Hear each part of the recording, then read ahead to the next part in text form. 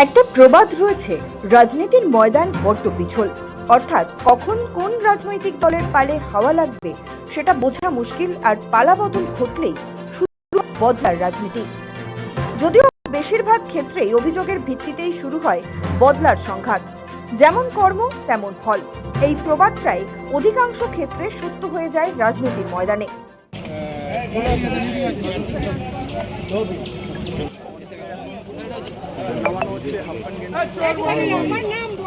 এই মুহূর্তে আপনারা দেখতে পাচ্ছেন 24 ঘন্টা লাইভ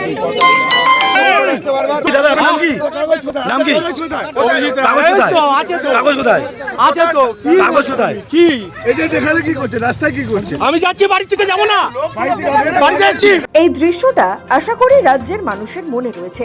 2024-এর লোকসভা নির্বাচনের দিন বীজপুরে হয়েছিল বিজেপি নেতা অর্জুন সিং এবং তৃণমূলের যুব নেতা অভিজিৎ রায় অর্থাৎ বনির মধ্যে মুখোমুখি বাকবিতণ্ডা। 2026-এর বিধানসভা নির্বাচনের আগে বহাল তবিয়তে এলাকায় রাজত্ব করেছে এই বনি। দাদাগিরি এবং মস্তানির একাধিক অভিযোগ উঠেছিল বনির বিরুদ্ধে। তৎকালীন সময় পুলিশ প্রশাসন কার্যত তৃণমূল কংগ্রেসের অঙ্গুলি হেলনেই চলত।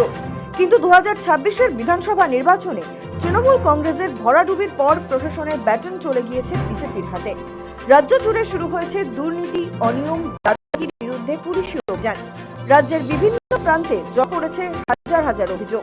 শুরু হয়েছে ধরপাকড়। বহু তৃণমূল নেতা এলাকা ছাড়া, কোথাও গণবিক্ষোভের কারণে, আবার কোথাও পুলিশের ভয়ে, আবার কোথাও বিজেপি কর্মীদের ভয়। অর্থাৎ বিজেপি আসার আগে যে বার্তা মাননীয় মুখ্যমন্ত্রী শুভেন্দু অধিকারী দিয়েছিলেন, ভয় আউট ভরসা ইন, কিন্তু সেই তৃণমূল কংগ্রেসের ক্ষেত্রে সেই বার্তাই উল্টে গিয়েছে। প্রতিটা তৃণমূল কংগ্রেসের কর্মীর মনে ঢুকে গিয়েছে ভয় ইন। বনির ক্ষেত্রেও হয়েছে তাই। বনির বিরুদ্ধে একাধিক অভিযোগের কারণে পুলিশ কিছুদিন আগে মন্দারমণি থেকে গ্রেফতার করে বনিকে। বৃহস্পতিবার সকালে সেই বনিকে পুলিশের পক্ষ থেকে স্যান্ডো গেঞ্জি, হাফ প্যান্ট এবং কোমরের দড়ি পরিয়ে বীজপুর পৌরসভার 3 নম্বর ওয়ার্ড এবং রেল কলোনি এলাকায় ঘোরানো হয়। এলাকার মানুষ এবং বিজেপি কর্মীরা পিছনে চোর চোর স্লোগান তুলে কার্যত ধাওয়া করে। গ্রেফতার হওয়া বনির বক্তব্য অবশ্য অন্যরকম।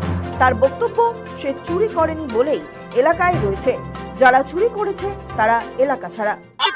তৃণমূল কংগ্রেসের যারা নেতা তারা পালিয়ে গেছে, যারা চুরি করেছে তারা পালিয়েছে। আমি চুরি করিনি, সেই জন্য এখনো আছি। এলাকাবাসীর অভিযোগ, 2023 সালের পর থেকে এলাকায় কার্যত ত্রাস হয়ে ওঠে বনি। তোলাবাজি, দাদাগিরি, মস্তানি সবকিছুতেই সিদ্ধহস্ত হয়ে উঠেছিল বনি।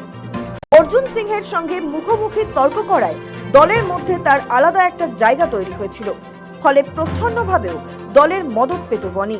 রেলের কারেন্ট নিয়ে এসি, ফ্রিজ, ওয়াশিং মেশিন কি না নেই, রেলের কারেন্টে চালাতে পারে, সব চলতো। এতদিন তো চলতো, মানবিকতা তো ওনার মধ্যে ছিলই না। পশ্চিমবঙ্গে বিজেপি সরকার তৈরি হওয়ার পরেই রাজ্যের মুখ্যমন্ত্রী শুভেন্দু অধিকারী কড়া বার্তা দিয়েছেন দুর্নীতি, অন্যায়, অপরাধের বিরুদ্ধে। কড়া নির্দেশ দেওয়া হয়েছে প্রশাসনের প্রতিও। ভোট পরবর্তী হিংসার ক্ষেত্রেও কড়া পদক্ষেপ নিয়েছে প্রশাসন। রাজ্যের বিভিন্ন প্রান্ত থেকে গ্রেফতার হয়েছে বহু তৃণমূল নেতা কর্মী। রাজ্যের উত্তপ্ত পরিস্থিতি ধীরে ধীরে শান্ত হচ্ছে। মুখ্যমন্ত্রী শুভেন্দু অধিকারীর একাধিক পদক্ষেপ রাজ্যের উন্নয়নের প্রতি যেমন হচ্ছে, ঠিক তেমনি শান্তি শৃঙ্খলা ফিরিয়ে আনার ব্যাপারেও পদক্ষেপ নিচ্ছেন মুখ্যমন্ত্রী। ব্যুরো রিপোর্ট, সময় কলকাতা।